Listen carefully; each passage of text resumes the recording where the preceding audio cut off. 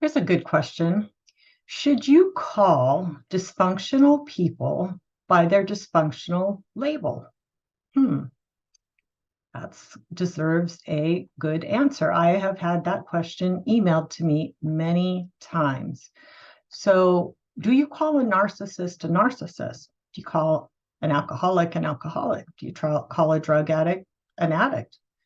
Yeah, maybe not. Depends. So let's look at that.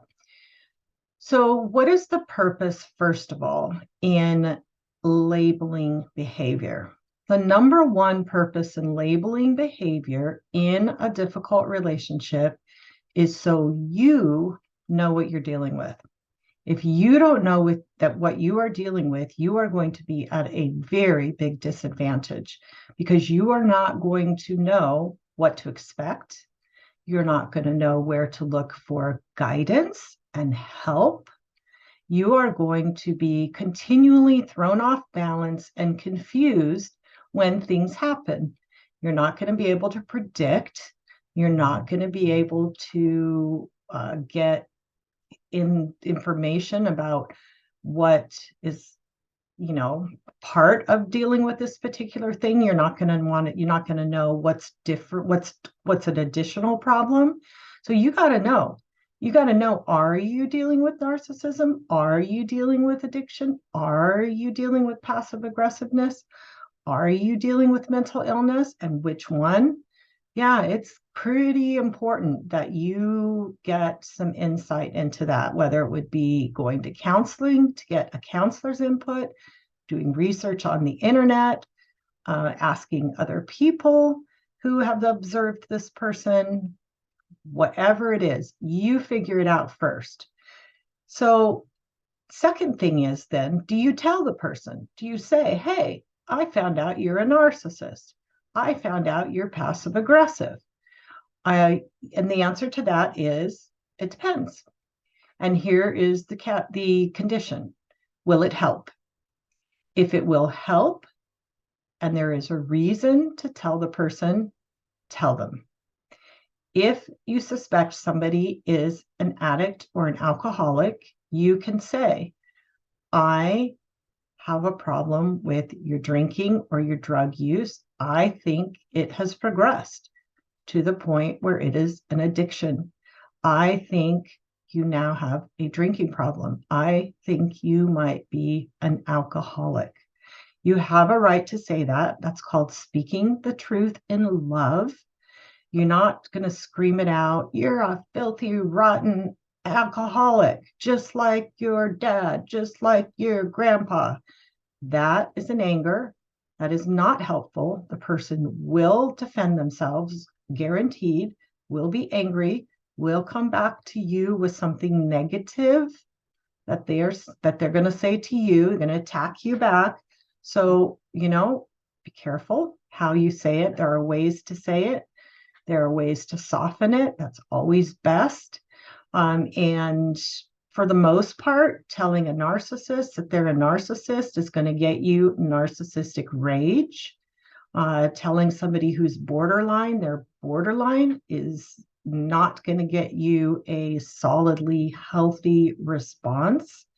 So, another way that you can do this is you can describe the behavior. Here are the things that I have trouble with. And this is only if it is worth bringing up the behavior, or you're going to set a boundary with it, or you're going to address it in some way. But when you address, instead of labeling the person, you are a narcissist or you are an alcoholic, you can say, I'm struggling with your anger whenever I bring something up to you that is critical. I'm uncomfortable with the fact that we're always having to do what you want. And I don't feel like my needs are important. I don't feel like I have any input into what we're doing or where we're going. I need to be considered. So that is a way to address all the narcissist wants versus you being a person in the relationship. without saying you're a narcissist. Can you see the wisdom in that? The wisdom in recognizing what it is that you can say, how you can say it to where you'll get the most probable positive response versus a way that's going to guarantee that you get a negative response. So you've got to know what you're dealing with, but you don't have to tell the person what you think they are. You can describe the behavior, the behavior that's problematic, the behavior that you want to change. So it's really important. Words that describe behavior. I feel ignored. Talk about your feelings. I feel insignificant. I feel neglected. I feel disrespected. I am uncomfortable with the harshness. I feel, like it's grates on me. I feel diminished. I feel mistreated. I feel ridiculed. I feel discounted. I feel mocked, describing the behavior. Now, is a narcissist going to care? No, nope, going to come right back at you. So then you got to figure out how to deal with that. But we're not just talking about narcissism in this video. We're talking about labeling any behavior. Do you tell a loved one that they have a mental illness? Maybe. Not if the person can't handle it and it's going to fall apart. But yes, I feel like you are staying in that depressed place too long. I'm worried about you. I think the anxiety has gotten to a point where when you can't go out of the house and you can't go to work, that you need to get some professional help. I'll be happy to take you. I'll help you find somebody. That's the way that you would address that. Not you've got you give them every anxiety disorder diagnostic code that you think that they qualify for. Keep it loving. Keep it gentle, like Galatians 6:1 tells you, to restore someone gently. And we're going to speak the truth in love, and we're going to describe the behavior that we need be changed. So you've got to use a lot of wisdom. You got to use wisdom for when it's appropriate to tell somebody. You can, like I said, you could say, yeah, I think you are an alcoholic, or somebody's abusive. You might say, look, I feel abused. I see patterns of abusive behavior in this relationship. I'm not willing to be in an abusive relationship. I need you to get help. I need you to be willing to look at this behavior. Abuse is not okay with me. Yeah, there is a time to say it.